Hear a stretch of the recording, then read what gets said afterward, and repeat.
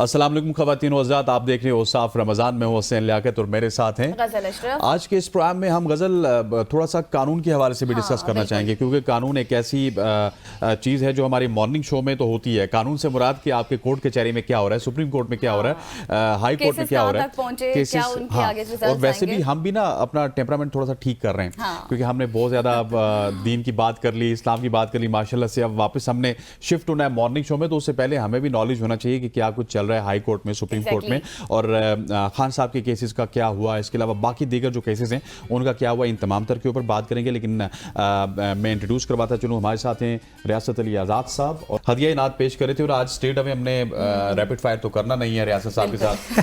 सही रमज़ान कैसा गुजरा? रमज़ान शुक्र अल्हम्दुलिल्लाह बहुत ज़बरदस्त जा रहा है। रमज़ान में हमारी तरह रूटीन थोड़ी सी डिफरेंट हो जाती है, कोर्ट टाइमिंग आल दो के कम हो जाती हैं, लेकिन केसेस भी कम होते हैं, लेकिन हाँ तो थोड़ा सा ये कि आर्गूमेंट्स वगैरह के लिए वकला को एनर्जी चाहिए होती, तो मेरा ख्याल है ये रमज़ान में इबादत पे ज़रा ज़ोर ज़्यादा होता है। हाँ, हम भी चूँकि सच्ची बात है दीन के साथ लोग हमारे भाई सारे हम लोग उसके साथ नमाज रोज़ा तरावी तो उन चीज़ों से जुड़े होते हैं, तो इसमें होनी भी चाहिए। हमारे वकला ज़्यादातर वैसे हसनैन ये कहते हैं कि यार जो हमें अगस्त में छुट्टियां होती हैं ना, ये ऐसा कोई शेड्यूल बना दिया जाए कि जब भी रमज़ान हो वो छुट्टियां उसमें कन्वर्ट कर दी जाए, तो हमें ज़रा उसका फ़ायदा हो जाए। लेकिन वो ऐसा होता नहीं, चूँकि एक शेड्यूल के तहत चल रही होती हैं, तो बस मामला चल रहे हैं। Hasnain high court, supreme court, district court, rush work कम हो जाता है, चूँकि लोग भी बहुत कम आते हैं, जो गवाह होते हैं वो भी यही कहते हैं कि जी डेट ले लें, रोज़ा है नहीं आया जाता, बड़ा मुश्किल हो जाता है। इसी तरह बाकी जो वकला हैं उनका भी यही होता है, कुछ लोग तो बिल्कुल छुट्टियां करते हैं इबादत के साथ। सच्ची बात है, बहुत एक महीना होता है साल में, बाकी सारा साल काम करना होता है, तो हम जुड़ के जैसे वकालत जुड़ के करते हैं उसी तरह इबादत भी जुड़ के करते हैं। अच्छा रियासत साहब, अब जैसे आपने बताया अपनी रमज़ान की सिचुएशन या फिर जो भी आपका प्रोसेस होता है जिस तरह से आप चलते हैं, ये बताएं केसेस कहाँ तक पहुंचे हैं? कल तोशाखाना 2 के वाले से हम सुन रहे थे कि वो भी जो है मनसूख कर दिया है, क्या कुछ मामला चल रहे हैं? वो तो चूँकि जो कौंसल थे उसमें सलमान साहब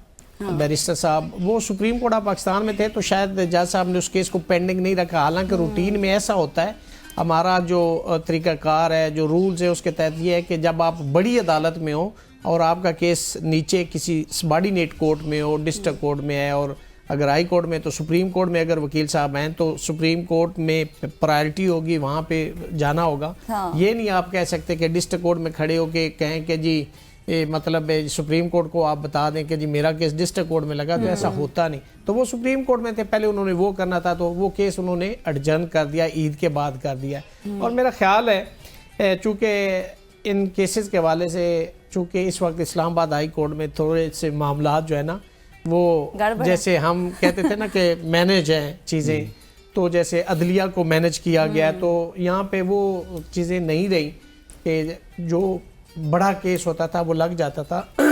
हर केस बड़ा होता है, हर शख्स के लिए उसकी इम्पोर्टेंस होती है, लेकिन एक बड़े लीडर का अगर केस है तो उसको सुना जाना चाहिए। और मेरा ख्याल है कि चूँकि मेन अपील भी लगी और उसके साथ एक हमारे ज़ाब्ता फौजदारी की एक दरख्वास्त होती है, उसको हम कहते हैं 426 की दरख्वास्त CRPC। वो ये होती है कि जब तक अपील का फैसला नहीं होता तो इन द मीन वाइल उस जजमेंट का ऑपरेशन सस्पेंड कर दिया जाए, और जो मुलजम होता है या मुजरिम जो होता है, उस जो कन्विक्ट हो चुका होता है, उसको 426 के तहत आप जमानत पे रिहा कर देते हैं। ये कोई इतनी बड़ी साइंस नहीं होती, वो टेक्निकल ग्राउंड्स होते हैं। अगर 10 साल से कम सजा है तो वो तो वैसे ही इसी ग्राउंड पे सस्पेंड हो जाती है, लेकिन खान साहब को इसमें 14 साल है और बुशरा बीबी को 7 साल है और 7 फाइन है। तो मेरे ख्याल में ये केस उसमें चूँकि जब अभी आप देखिए, अगर एक बड़ा इन्होंने कहा कि इमरान खान ने वो 190 पाउंड मिलियन उस पर डाका मार लिया, फलां कर गया, लूट के ले गए, खा के चले गए। सेक्शन 24 एक हसनैन हमारे उसमें है कि जी डिसऑनेस्टी, सेक्शन 24 है, उसमें है कि रॉन्गफुल लॉस और रॉन्गफुल गेन। तो उस केस में इस ग्राउंड पे अगर सिर्फ देखा जाए तो इमरान खान ने वो जो 190 पाउंड मिलियन यहाँ पे आए थे, वो सुप्रीम कोर्ट के अकाउंट में पड़े हुए थे, तो गेन तो उन्होंने कोई नहीं किया, उन्होंने लॉस भी कोई नहीं किया। एक ये हो सकता है रेगुलरिटी हो सकती है कि एक अकाउंट दूसरा सुप्रीम कोर्ट के बजाय दूसरे अकाउंट में अगर चले जाते तो ये शायद ठीक होता, या उधर गए तो ये गलत है। ये एक इरेगुलरिटी है। तो जो डिसऑनेस्टी है ना वो प्रूव नहीं होती, और फिर आपने अपना केस प्रोसिक्यूशन ने बिल्कुल खत्म कर दिया इस तरह के वो पैसे अब हुकूमत के पास आ गए।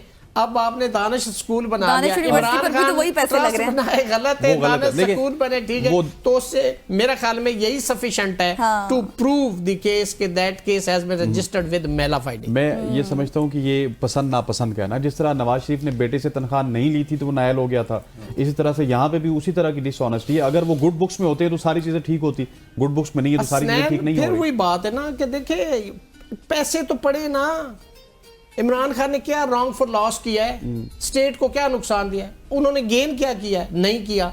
फिर उन्होंने जो ट्रस्ट बनाया है वो कोई उनकी अपनी जाती प्रॉपर्टी नहीं है। ट्रस्टी आप भी हो सकते हैं, गजल भी हो सकती है, जमील साहब हो सकते हैं, एनीबडी हो सकता है। ट्रस्टी तनख्वाहें नहीं लेते, खुदा वास्ता है, कल्ला वास्ते वाला वो काम होता है। वहाँ पे जो बच्चे पढ़ रहे हैं वो फ्री पढ़ रहे हैं, उनसे फीसें नहीं लिए। जब इस्लामाबाद हाईकोर्ट ने फैसला दिया था ना मियाँ गुल हसन साहब मिस्टर जस्टिस, उन्होंने यही चीजें ओढ़ की थी कि ये उनकी जाती प्रॉपर्टी तो नहीं, उनकी डेथ के बाद उनके वारसों को ट्रांसफर तो नहीं हो सकती। क्या वो तनख्वाह लेते नहीं लेते, क्या वो अपनी जात के लिए जो बच्चे वहाँ पे पढ़ रहे हैं वहाँ से कोई फीस ले रहे हैं नहीं ले रहे, ये सारी जो उन्होंने कहा। फिर बताएं उन्होंने रॉन्गफुल लॉस और रॉन्गफुल गेन क्या किया, उन्होंने बेल दे दी थी। इसी ग्राउंड पे ये सजा भी सस्पेंड हो जाएगी। जो लॉ कहता है, मेरी बात को आप अंडरस्टैंड करें कि जो लॉ कहता है उसके मुताबिक सस्पेंड हो जाए। होता क्या है ये फिर आप भी देख लेंगे। अच्छा, ये जो अभी बातें चल रही हैं पे रोल पे रिहाई के वाले हाँ। से, वो उसमें किस हद तक सदाकत है, वो कैसे प्रोसेस आगे चल सकता है? उसमें ना एक गजल 1960 का ऑर्डिनेंस है जिसके तहत उसका सेक्शन शायद 5 है, उसके तहत है कि किसी भी कन्विक्ट को जो hardened desperate and heinous sensational gruesome offence का मुल्ज़म ना हो, यानी डकैती, कत्लो गारत, दहशत गर्दी, ऐसे केसेस में ना हो, तो उसको एक जो प्रोबेशन के ऊपर उसको रिलीज किया जा सकता है, और एक ऑफिसर तैनात कर दिया जाता है जिसके पास वो साल के लिए हो, 3 साल के लिए हो, उसको कर दिया जाता है कि जी आप वहाँ पे पेश होंगे, वहाँ पे हाजिरी लगाएंगे। कंडीशन लगाई जा सकती, कोई बगैर कंडीशन के भी ये पेरोल पे उसको रिहा किया जा सकता है। और एग्जेक्टिव जैसे पेरोल ऐसे भी होता है कि एक मुल्ज़म है या एक मुजरम जेल में, उसके वालिद फौत हो, डीसी उसको 2 घंटे के लिए, 2 दिन के लिए, हफ्ते के लिए वहाँ पे रिलीज कर सकते हैं। ये तो कोई ऐसी बात नहीं है। अब सवाल ये पैदा होता है कि इमरान खान को पेरोल पे करते हैं नहीं करते, लेट्स सी क्या होता है। मेरे ख्याल में उनका ये आखिरी केस है शायद, और इसके अलावा कोई एक आध और होगा। तो जब ये केस लगेगा, मेरी बीइंग स्टूडेंट ऑफ लॉ ये राय है कि ये सजा सस्पेंड हो जाएगी। अगर इसके अलावा और कोई केसेस नहीं है तो Imran Khan, student of law होना और फिर गुड बुक्स में होना वो अलग बात है ना सर। जिस तरह आप कह रहे हैं पीछे भी डिसऑनेस्टी नहीं थी, नवाज शरीफ के केस पे भी कोई उस तरह से डिसऑनेस्टी तो नहीं थी, उस वक्त वो गुड बुक्स में नहीं थे। आज खान साहब नहीं है तो फिर लॉ किधर गया सर? बस लॉ उस वक्त भी आप देख लें कि वही केसेस बनाए गए, उनको सजाएं दी गई, और उन्हीं नैब ने हाई कोर्ट में आगे स्टेटमेंट दे दी। उसी नैब कोर्ट ने इमरान खान के केस में आगे स्टेटमेंट दे दी। भाई आपने इस मुल्क को, कौम को हिजान का शिकार बनाया। इसका मतलब है कि ये क्रिस्टल क्लियर कि मियां नवाज शरीफ पे और इमरान खान और बाकी दीगर जो सियासी लीडर्स हैं उन पे पॉलिटिकल विक्टिमाइजेशन की गई, सियासी केसेस बनाए गए। तो आप देखिए इस मुल्क के अंदर सियासी केसेस क्यों बनाए जाते हैं, कैसे बनते हैं, ये आपको भी पता है, मुझे भी पता है, और सारी दुनिया को पता है कि आप अगर मतलब अपनी एक किसी एड पे आ जाते हैं तो आपको फिर म्यूजिक फेस करना पड़ता है, और अगर आप नहीं है तो फिर आप वजीर भी हैं, वजीर आजम भी है, वजीर दाखिला भी, आप सब। चले, लॉ तो ये कहता है कि हो सकते हैं सस्पेंड, लेकिन अब होता क्या है यही बात मैंने तो बड़ा सिंपल सा बता दिया कि 426 की दरखास्त है, जब तक अपील 2 साल नहीं फैसला होती 4 साल नहीं। और जो ये कहते हैं ना कि हाई कोर्ट में से ना हमारे पास अभी बहुत टाइम है, शहर आपसे गुफ्तगू होगी, लेकिन यहाँ पर वक्त हुआ एक ब्रेक का, ब्रेक लेते हैं और ब्रेक के बाद आकर वापस राशिद साहब से गुफ्तगू करेंगे। कुछ इख्तलाफात बढ़ते जा रहे हैं, जमील साहब से जाते हुए नात भी सुनेंगे। जी हाँ, तो stay with us. Welcome back after the break और नाज़रीन गुफ्तगू का सिलसिला जारी है। रियासत साहब, अभी जब आपको पता है कि जब ये बलूचिस्तान वाला वाक़या हुआ, जाफ़र एक्सप्रेस वाला, जिस तरह भी जो सूरत हाल हुई, उसके बाद जो है वो कौमी सलामती का इजलास हुआ और सब पार्टीज़ आई, लेकिन पीटीआई शरीक नहीं हुई थी। अब जो है वो दोबारा से कहा जा रहा है कि ईद के बाद दोबारा से पीटीआई बुलाएगी। अभी कल बात हुई, बिलावल भुट्टो साहब कह रहे थे दोबारा से जो है बुलानी चाहिए, और जो पीटीआई को राज़ी करने की जो तजवीज़ है ना, जो कायल करने की, वो दी गई है जिम्मेदारी बिलावल भुट्टो साहब को। क्या लगता है कि आपको, आप ज़ाहिर है मिलते रहते हैं तमाम वकला से भी, क्या कुछ बातें चल रही हैं वहाँ पर कि कर लेगी कायल हुकूमत उनको? देखिए, ये सिचुएशन इस वक्त जो है ना, ये बहुत क्रूशल है, और मैं समझता हूँ कि इमरान खान एक बड़ी पॉलिटिकल पार्टी का लीडर है, एक बड़ी उनकी एक साख है, उनकी फॉलोइंग है, और मैं समझता हूँ कि ये जितना बड़ा एक इशू है ना, इसको अगर आप उनको माइनस करके चलेंगे तो ये हल नहीं हो सकता। ये बड़ा मैं क्लियर हूँ। देखिए, मैं तमाम जो हमारे मुल्क के बड़े सियासतदान हैं, उन तमाम को, मियां नवाज शरीफ साहब, मौलाना फजलुर रहमान साहब को, दीगर जितने भी सियासतदान पीपल्स पार्टी से, उन सब को एक जगह पे बैठना चाहिए। ये कौमी मामला है, ये दहशत गर्दी, ये इस मुल्क और कौम की जड़ें खोखली कर देगी। और इस चीज़ को, इसकी जो सेंसिटिविटी है ना, उसको अंडरस्टैंड करने की ज़रूरत है। इस वक्त अपनी अना, अपनी ये जो सियासी पॉइंट सिक्योरेंगे, इसको छोड़ के, इसको साइड पे रख के आपको एक फैसला करना होगा in the larger interest of the country, in the nation. आपने ये फैसला करना, और मैं समझता हूँ कि कोई हर्ज नहीं, कोई बड़ी बात नहीं, कोई तूफान नहीं है कि अगर इमरान खान को भी आप, चूंकि पीटीआई इसी ग्राउंड पे खड़ी है कि इमरान खान नहीं है तो हम शामिल नहीं होंगे, तो कोई ऐसा इशू नहीं। अगर आप उनको वीडियो लिंक पे बुलवा लेते हैं, या आप उनको पेरोल पे 2 दिन के लिए, 3 दिन के लिए, वो वायरल हो जाती है ना चीजें सर। यार देखिए, वायरल तो वैसे भी होती है, मुल्क इसका मुतहम्मिल नहीं हो सकता। देखिए, मुझे बताएं, अगर आप ये मुतहम्मिल नहीं हो सकता, आज इमरान खान आपके प्रोग्राम में भी डिस्कस हो रहा है, सोशल मीडिया पे भी हो रहा है, अखबार में भी हो रहा है, अगर आप उसको माइनस कर दे, आपका प्रोग्राम माइनस हो जाता है, आपकी खबरें माइनस हो जाती है, आपका मीडिया बंद हो जाता है, आप अगर उनकी खबर नहीं देते तो आपका चैनल कोई नहीं देखता। Exactly. तो बात ये एक मेरिट की बात है ना। ये पॉपुलैरिटी मियां नवाज शरीफ साहब की भी रही, जब वो एंटी एस्टेब्लिशमेंट थे तो उनको भी पॉपुलैरिटी थी, जुल्फकार अली भुट्टो को भी थी, सबका अपना अपना तो दौर है। बात ये हो कि जो लोग अपना पॉपुलैरिटी है उस हिसाब से देखें, तो इस वक्त इमरान खान 90+ अपनी उस पे फॉलोइंग पे पाकिस्तान के अंदर अब बंदे, हम पब्लिक में बैठते। लेकिन सर, ये पॉपुलैरिटी से एक और नुक्ता मेरे ज़हन में आ गया, अगर गजल इजाजत दें तो, जब आपको फौज सपोर्ट करती है, इस्टेब्लिशमेंट सपोर्ट करती है, तो आप उनके साथ हैं। जब वो आपको सपोर्ट नहीं करते हैं तो तब आप उनके अगेंस्ट हो जाते हैं। सबका यही केस है ना सर, सबका। नवाज शरीफ साहब से बड़ा क्या कहते होते हैं, इस्टेब्लिशमेंट के खिलाफ कोई नहीं बोलता था। अब किधर है नवाज शरीफ साहब? चुप है। मैं तो समझता हूँ कि खान साहब को भी निकाल दे तो ये भी चुप हो जाएंगे। ये पता है क्यों? मैं समझता हूँ कि हसनैन, तमाम सियासतदान, सियासत करना सियासतदानों का काम है। होता क्या है कि जब एक पॉलिटिकल पार्टी इक़्तिदार में होती है तो दूसरी पॉलिटिकल पार्टी गेट नंबर 4 के बाहर खड़ी होती है। वो कहते हैं हम आपकी अच्छी खिदमत करेंगे, हम अच्छा सर्व करेंगे। तो गलती किसकी हुई? सियासतदानों की। आप फौज को नहीं कह सकते। उनको मदऊ कौन करता है? उनको ये रोल देता कौन है? ये सियासतदान। अगर ये एक जगह पे खड़े होकर फैसला कर ले कि हमने गंदे कपड़े घर में बैठ के धोने, चौक और चुराहे में लेके नहीं आने, तो ये सिचुएशन ना हो। हमारा आए दिन आप इंडिया की मिसाल देखें, क्या इंडिया में कभी ऐसी सिचुएशन हुई है?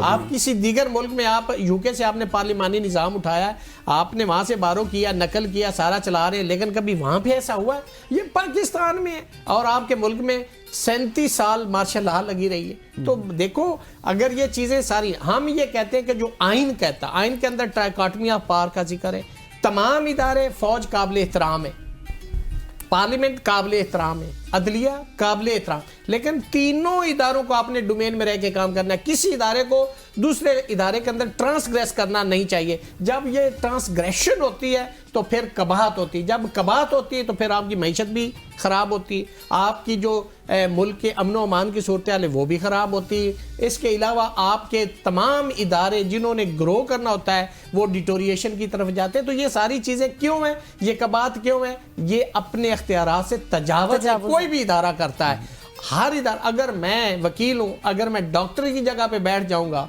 या मैं किसी और प्रोफेशनल की जगह पे बैठ जाऊंगा तो मैं क्या आपको परफॉर्मेंस दूंगा? मुझे तो नहीं पता। आप एंकर हैं, आप वकालत नहीं कर सकते, मैं वकील हूं, मैं एंकर नहीं कर सकता, मुझे क्या पता कि पीसीआर क्या है? जी आओ जी, अब कट करो जी, मुझे नहीं टेक्निकलिटीज का पता। तो जिसका काम उसी को साझे, जब आप इस पे अपने आप को मरकूज कर लेंगे, हालात ठीक हो जाएंगे। लेकिन मसला ये है रियासत साहब, अब जो इख्तिलाफात इनकी अपनी पार्टी में बढ़ते जा रहे हैं, कल उनकी बहनों का भी बयान था, मुलाकात की इजाज़त नहीं मिल रही है, और फिर आपको पता है सलमान सफदर का भी मामला हुआ। तो ये इख्तिलाफात जब इनकी अपनी पार्टी के ख़त्म नहीं होंगे तो फिर खान साहब की तरफ कौन जाएगा? उनकी रिहाई के लिए कौन बात करेगा? वन मैन आर्मी है इमरान खान। ये जितने लोग, मेरी जाती राय में, जो भी पॉपुलर लीडर है, मियां नवाज शरीफ है ना, तो उसकी टिकट जिसके पास, जब उनकी पॉपुलैरिटी थी तो उनकी टिकट बिकती थी, कोई नहीं देखता था कि कैंडिडेट कौन है, जैद है, बकर है। हाँ। इसी तरह इमरान खान, उसकी टिकट बिकती, बेनजीर भुट्टो की टिकट बिकती थी। Exactly. लेकिन जब पॉपुलैरिटी नहीं रहती तो फिर चाहे 7 टिकट के वॉशिंग मशीन भी लोगों के घरों में फेंक के आए तो कोई नहीं लेता, कोई फर्क नहीं फिर पड़ता। लोग वोट भी नहीं देते। तो सवाल ये पैदा होता है कि आप पॉपुलैरिटी को अगर देखें तो इस वक्त इमरान खान इस वक्त बामे अरूज पे है, इसलिए कि उसने एक स्टैंड लिया, लोगों ने उसके स्टैंड को सर ये पसंद गलत किया। बातें कर रहे हैं। मईशत आपकी मुस्तहकम हो गई है, इकोनॉमी आपकी स्टेबल हो हमने गई है, डिफॉल्ट नहीं अब किया। मुल्क तरक्की की तरफ जा आप रहे हैं, इधर हमने मुझे डिफॉल्ट नहीं किया। हसनैन, सारी चीजें मियां मुझे- शहबाज शरीफ अभी भी बता रहे थे। मुझे डॉलर 270 या 280 stability मैं आ गई मिसाल है, ये करता हूं, 323 आप से लिख नीचे आया दे है। अपने उसमें सारे बायोडेटा के अंदर लिख दे कि डॉलर 35 पे आ गया तो क्या मैशत ठीक हो जाएगी? आपके सब- लिखने से सब- दुरुस्त सब हो अच्छा जाएगी। हो रहा है, सब और अच्छा। देखिए ये जो है ना, ये गोरख धंधा है। ये जो आप मईशत बताते हो ना, 4.4 जीपी हो गया है, ये पूरा मईशत हिसाब यहाँ अब हो भरा गया हुआ है, है, सर। ये वो ये आपके लिए किया है कि रियासत साहब को ये याद दिलाया जाए कि जो कहते हैं कि मुल्क तरक्की नहीं कर रहा। हमें भी पता है, आपको भी पता है, बोल जितनी तरह लोगों की चीखें निकल रही है, समान छू रही हैं, लोगों की चीखें निकल गई हैं। आप क्या यार गुर्बत देखे हसनैन भाई, शुक्र अल्हम्दुलिल्लाह हमें चंद लोग, हमें चलो इज्जत से मेरी लोग गुर्बत के वो कूड़े दानों के अंदर बच्चों को यूं ड्रॉप करके उसमें से वो बच्चे चीजें निकालते हैं। मुझे तो कम से कम शर्म आती है बतौर मुसलमान, बतौर पाकिस्तानी, मुझे तो उस पर बहुत दुख होता है, मैं बहुत रंजीदा होता हूँ। और जो हमारे हुक्मरान है, ये उनकी जिम्मेदारी है। हजरत उमर फारूक रजी अल्लाह ताला अन्हु का दौरे हुकूमत आप याद करें ना, जिसमें उन्होंने कहा था कि दरिया फरात के किनारे अगर कुत्ता वो भी भूखा मरेगा तो जिम्मेदारी किसकी होगी? इसको जब तक आप ट्रू सेंस में इंप्लीमेंट नहीं करेंगे, इस मुल्क के अंदर हमारे खवातीन की हालत देखें, भिखारियों की हालत देखें। मैं कुछ चीजें ऑन एयर नहीं कहना चाहता कि लोग अपना घर चलाने के लिए क्या क्या कर रहे हैं, मैं वो कह नहीं सकता आपके बिल्कुल ऐसे ही अब हम टॉपिक से हट जाएंगे। हाँ। लेकिन ये है कि सर आपको पता है कि चीनी जो इस वक्त मामला चल रहे हैं, सोलर पैनल्स के हवाले से मामला चल रहे हैं, आईपीपीस के मुआहदों के मामला चल रहे हैं, वो एक अलग है। अब ये बताएं कि ईद के बाद जो तहरीक है या ग्रैंड अलायंस है, कुछ भी इस तरह का, वकला बिरादरी इस हवाले से क्या सोच रही है और क्या आगे चलेगा? देखिए वकला तहरीक के हवाले से वकला एक्शन कमेटी की एक मीटिंग हुई है, उसमें ईद के बाद ये तय हुआ है कि इसमें कन्वेंशंस वगैरह इस्लामाबाद से भी और लाहौर में, कराची में, पेशावर में और बलूचिस्तान में होंगे, तो उसको किया जाएगा। और मेरी ज़ाती राय में ये मैं एक्सपेक्ट कर रहा हूँ कि ईद के बाद वो केसेस जो सुप्रीम कोर्ट में 26वीं तरमीम के हवाले से हैं वो, और जो हमने पिटीशन जो जजेस की सीनियरिटी डिस्टर्ब की गई इस्लामाबाद हाई कोर्ट में वो, और जो जजेस ने ख़त लिखा था उस पर इस्लामाबाद हाई कोर्ट ने एक पिटीशन सुप्रीम कोर्ट में वो सारे केसेस इंशाल्लाह मुझे लगता है कि वो फिक्स होंगे।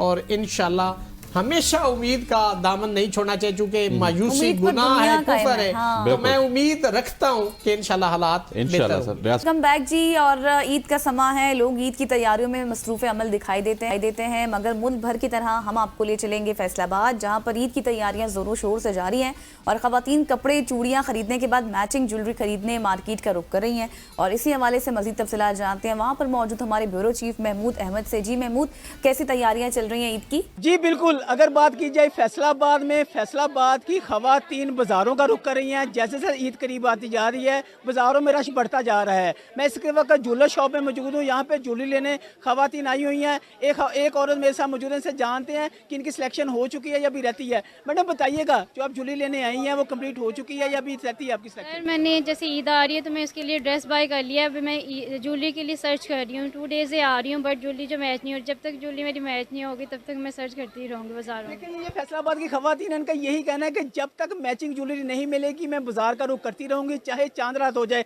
इसी हवाले से शॉपकीपर मेरे साथ मौजूद है, इनसे जानते हैं। सर बताइएगा कैसा कारोबार चल रहा है ईद पे? अल्हम्दुलिल्लाह जी, बहुत अच्छा कारोबार चल रहा है। हमारा ज्वेलरी का काम है, साहब जी ज्वेलरी है। हमको 40 साल हो गए ये ज्वेलरी का काम करते हुए।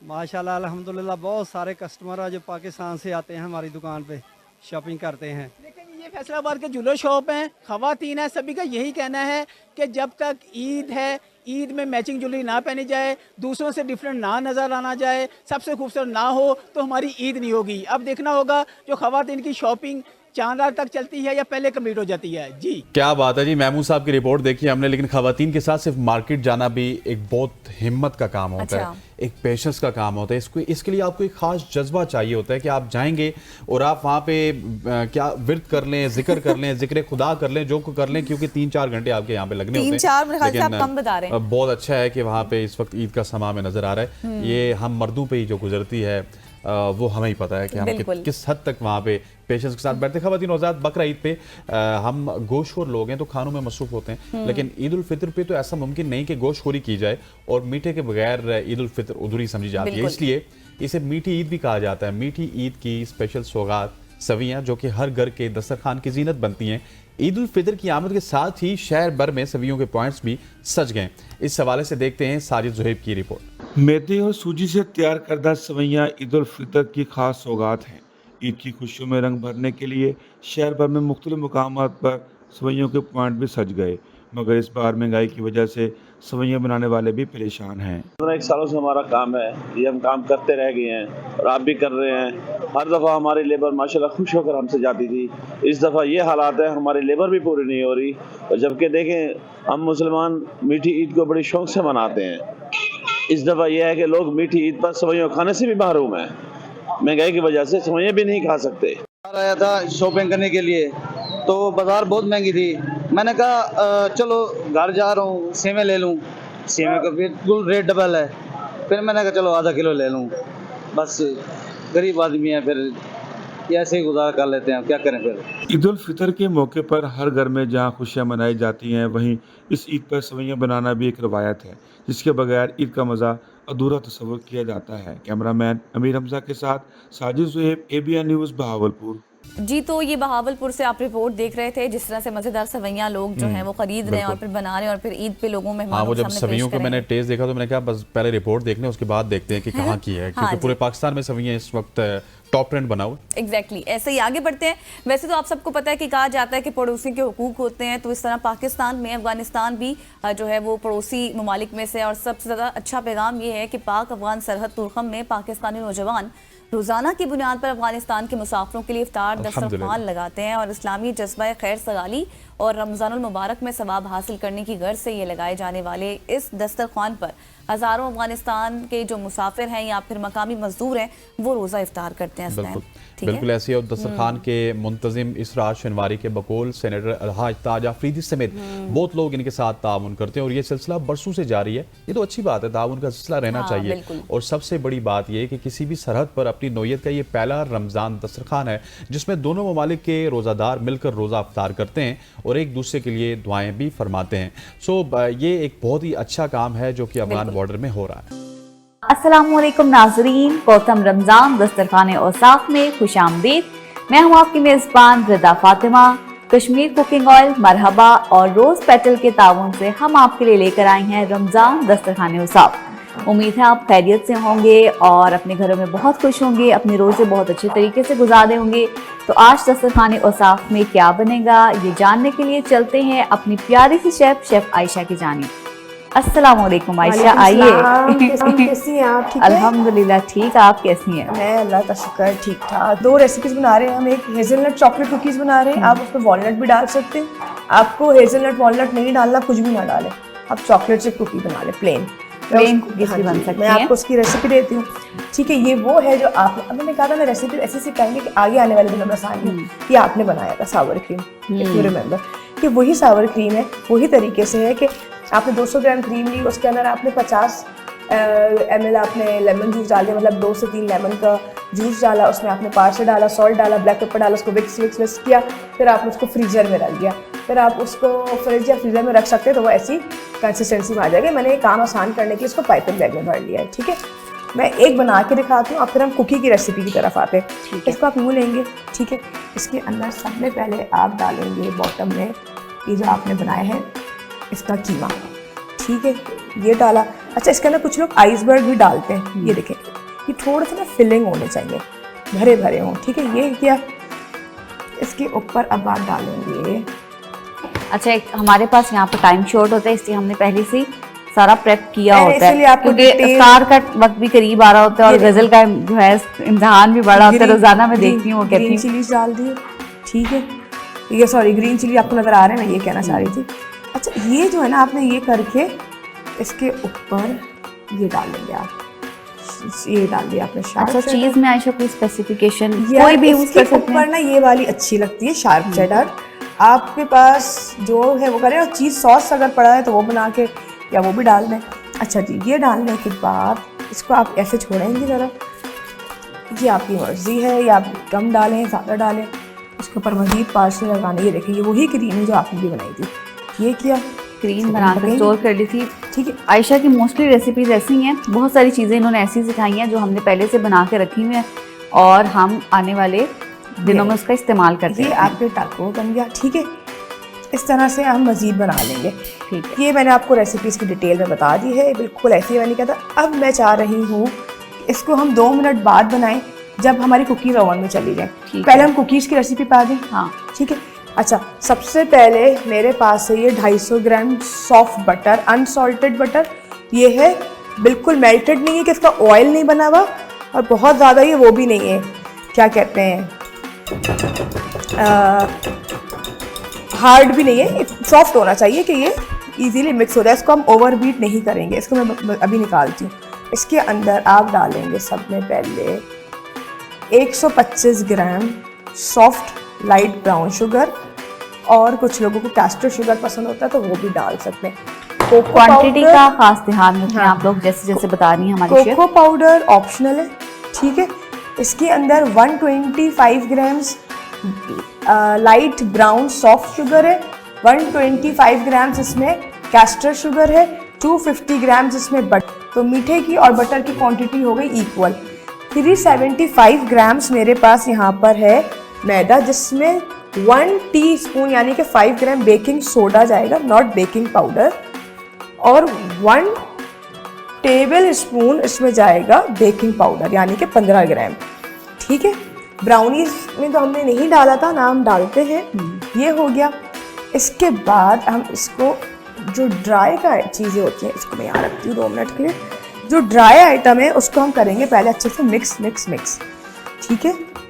इसमें हमने मैदा और बेकिंग सोडा डाला है। 375 ग्राम मैदा, 375 ग्राम इसमें मैदा है। इसके अंदर 1 टीस्पून आपका बेकिंग सोडा है and 1 table spoon baking powder है। और ये मेरे पास 1 कप भर के है मार्टिनी चॉकलेट, जो कि आपको ओके, तो चॉकलेट इसी डस्ट में जाएगी। इसी डस्ट में जाएगी, ठीक है। ये आपने करना है दोनों हाथों से ऐसे, और ये आप एक डब्बा भर के रख लें। आप ये मिक्स बना के डब्बा भर के रख लें, या जब आपको खाना हो आप उसमें बटर, शुगर और एग्स को बीट करें और उसको मिक्स कर लें। इसमें आप ये हेज़लनट डाल दें, मेरे हाथ पे मैदा लगा हुआ है, ठीक है। ये ऑप्शनल है, ये ऑप्शनल है। 1/2 कप हेज़लनट डालें मैंने, आप लोगों ने जो डालना है आप वो करें। अच्छा, अब आपकी मर्ज़ी है, आप इसमें कोको पाउडर अगर डालना चाहते हैं, जैसे आपने 2 टेबल स्पून कोको पाउडर डाला, अगर आपने इसके अंदर 2 टेबल स्पून कोको पाउडर डाला तो आप इसमें से 2 टेबल स्पून मैदा हटा दें। आपने 3 टेबल स्पून कोको पाउडर डाला, आप 3 टेबल स्पून मैदा हटा दें। उससे क्या होता है, कोको पाउडर आपके डो को करता है ड्राई, यानी कि आपका जो डो है, कुकीज़ है, फिर वो ड्राई बनेंगे। और इसका ना, इसको जब आप डो बना के पहले आप फ्रीज़र में रखेंगे 10 से 15 मिनट के लिए, ये सेट हो जाएगा। फिर आप इसको निकाल के इसकी बॉल्स बनाएंगे। बस इसको खाली मिक्स करना है, इतना मिक्स करेंगे कि ये मिक्स होए, ओवर ना होए, ठीक है। ये किया। इसके बाद अभी हम इसमें डालेंगे अंडा डालें इसमें। ये देखिए, आप इसका मिक्सर बना, अब ये बिखर रहा है मिक्सर इसका। अब हम इसके अंदर थोड़ा सा ये मैदा डालेंगे जो हमने बनाया है, और उसको मिक्स करेंगे। इसको डालें आप इसके अंदर। ये देखिए डो बनना शुरू हो गया, ये बनना शुरू हो गया, ये बनता रहेगा। अगर आपके पास मशीन है, आप मशीन से भी कर सकते हैं। आप ये सारा डाल दें बेटा, ये ऐसा रहेगा। मैं एक आपको ना करके दिखा देती हूँ रिक्स लेके। अच्छा, इसको ना आपने प्लास्टिक रैप लगाना है और इसको आपने फ्रीज़र में रखना है इस स्टेज पे जाके। कितनी फिर देर इसको के लिए रखें? कम से कम 10 मिनट, ज़्यादा से ज़्यादा जितना मर्जी रख लो उतना अच्छा बनेगा। जितना ठंडा होगा उतने अच्छे कुकीज़ आपके बेक होके निकलेंगे। 180 डिग्री सेंटीग्रेड पे ओवन प्री हीट करेंगे। ओवन ट्रे में हम लगाएंगे कश्मीर कुकिंग ऑयल, उसमें हम लगाएंगे मैदा, उसके ऊपर हम लगाएंगे बटर पेपर और फिर हम उसके ऊपर वापस से लगाएंगे, हल्का सा ब्रश करेंगे ऑयल, देन मैदा, और फिर उसके बाद हम ये कुकीज़ के ऐसे ऐसे बॉल बना के ये ना रख देंगे। इसके अंदर मैं डालूँगी बहुत ही कोई थोड़ा सा 1 टेबल स्पून जितना कोको पाउडर, ठीक है, और 1 टेबल स्पून ही इसमें आपने बटर भी फिर ऐड कर लेना है, ठीक है। ये आपका एक ये डो बन जाएगा डार्क सा, ठीक है, ये बन जाएगा। 2 तरह के हमारे पास आ जाएंगे, ठीक है, 2 तरह के आपके डो आ जाएंगे। अब आपकी मर्जी है। देखिए मैंने क्या कहा था, जैसे कोको पाउडर डालेंगे आपका डो ड्राई हो जाएगा। ये आपने इसको किया अच्छे से मिक्स मिक्स मिक्स। ग्लव्स पहने या आपके नेल्स कट हुए हों तो बहुत ही अच्छी बात है। सफाई का हमेशा ख्याल रखें, अच्छा। किचन एसओपीज़ का ख्याल रखें, और जैसे ईद भी आ रही है तो ये कुकीज़ बनाएं और कुकीज़ तो हर अपने घर में प्यारों को बनते हैं, गिफ्ट भी करें। हमारे यहाँ तो इफ्तार के बाद बनते हैं। ये फ्रीज हुए हुए रखा होता है डो, जब खाना होता है निकाल के बेक कर लेते हैं। अच्छा, मैं ये कह रही थी कि ये जो है ना आपके जो हाथ का टेम्परेचर होता है, स्किन बॉडी टेम्परेचर, उससे आपका बटर मेल्ट हो जाता है। जो ग्लव्स आप पहने ना तो उसको भी आप कोशिश करें कि फ्रीज़र में रख दें पहनने से पहले।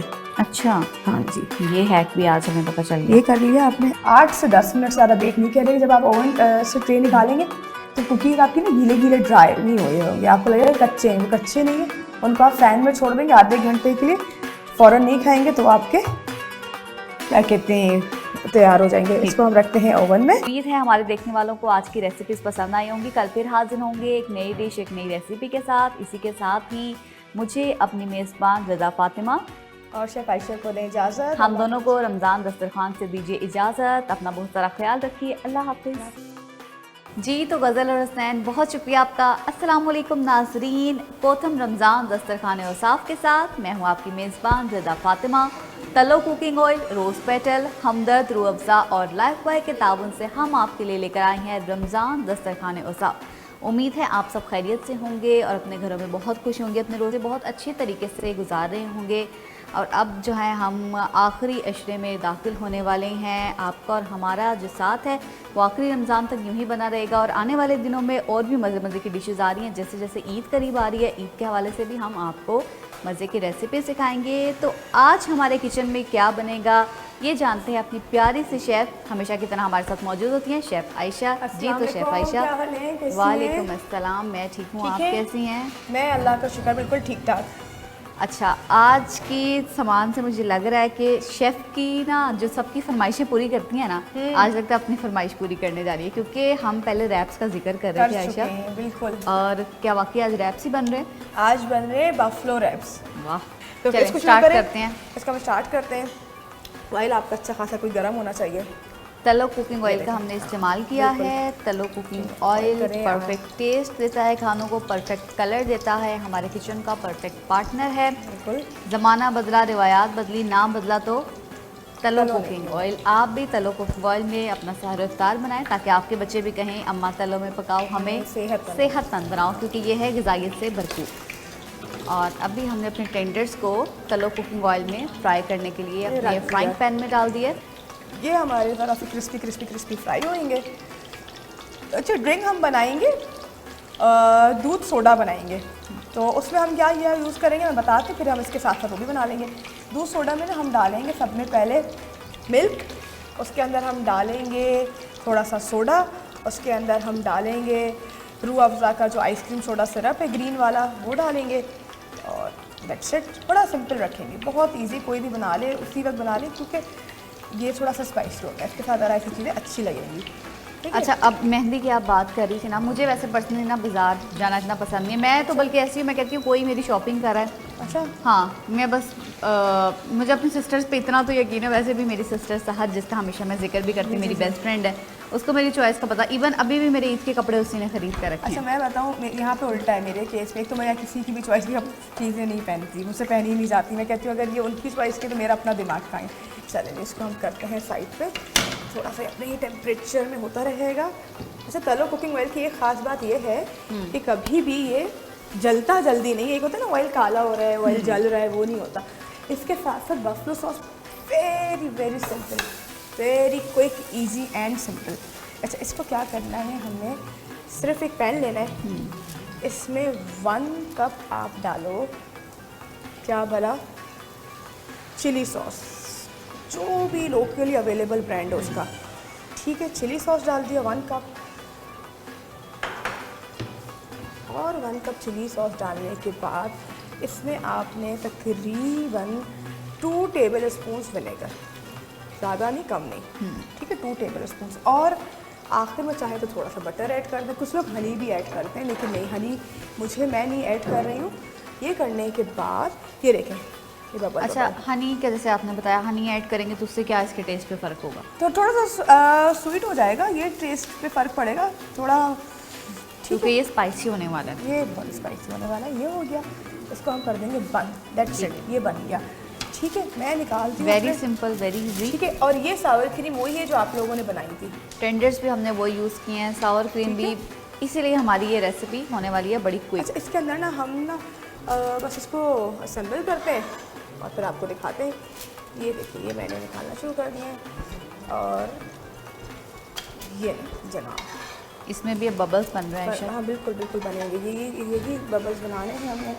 चले जनाब, ये है, इसको हम इसके अंदर ऐसे टॉस करेंगे। अच्छा ये सॉस थोड़ी ज़्यादा है, आप कम भी बनाना चाहें बना लें। चिकन आप इसमें टॉस करें, एक रैप लेंगे यहाँ से, ये वही टॉर्टिया रैप है, ठीक है। इसको यूँ रखेंगे, इसमें हम डालेंगे थोड़ा सा सावर क्रीम डालेंगे, थोड़ा सा क्रश चीज़ डालेंगे, थोड़े सैलेड लीफ डालेंगे। ये देखें जनाब, ये किया हमने, ये करके आपको मेयो डालना है, मेयो डाल दें। आपको वो याद है मैंने सालसा सॉस बनाना सिखाया था, आप वो भी डाल सकते हैं, ठीक है।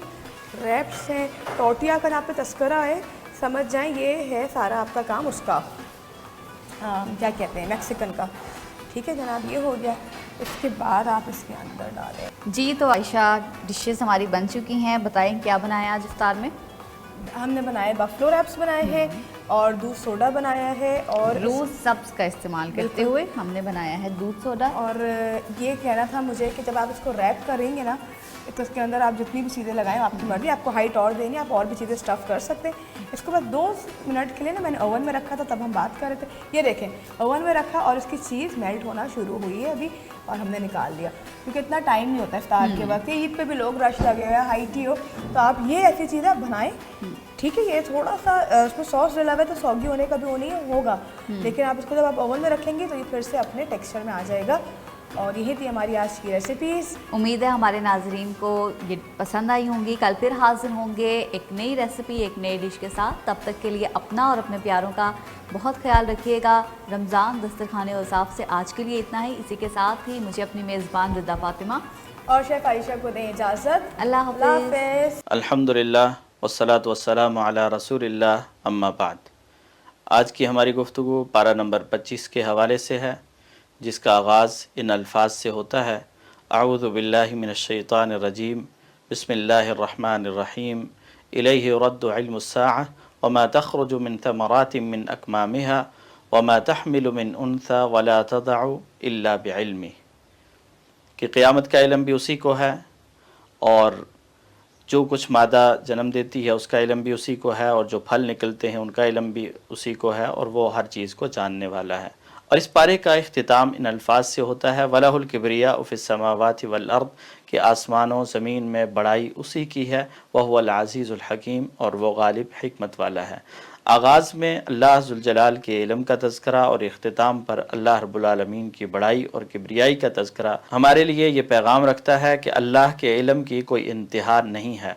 जो इंसान अल्लाह के इल्म को पहचानता है, अल्लाह की पहचान हासिल होती है, ऐसे ही उसका अमल जो है वो निखरता चला जाता है। आइए इस पारे की रोशनी में देखते हैं कि अल्लाह की पहचान से क्या मुराद है और वो कौन से आमाल हैं जिनको इख्तियार करने से इंसान बाकी लोगों से मुमताज़ और नुमायाँ हो जाता है। तो अल्लाह की पहचान से मुराद पहली चीज़ अल्लाह का खालिक कायनात होना, कि अल्लाह ताला इस कायनात का खालिक व मालिक है। सूरह शूरा की आयत नंबर 11 में अल्लाह ताला फरमाते हैं फातिरुस समावाति वल अर्द, आसमानों और ज़मीन का पैदा करने वाला है। और इसी तरह आसमानों ज़मीन के ख़जानों का मालिक भी अल्लाह है। सूरह शूरा की आयत नंबर 12 में अल्लाह ताला फरमाते हैं लहू मकालिदुस समावाति वल अर्द, आसमानों ज़मीन की कुंजियाँ उसी के पास हैं। यबसुतुर रिज़्क़ लिमन यशा व यक़दिर, जिसके लिए चाहता है रिज़्क़ को कुशादा कर देता है और जिसके लिए चाहता है तंग कर देता है। इन्नहु बिकुल्लि शैइन अलीम,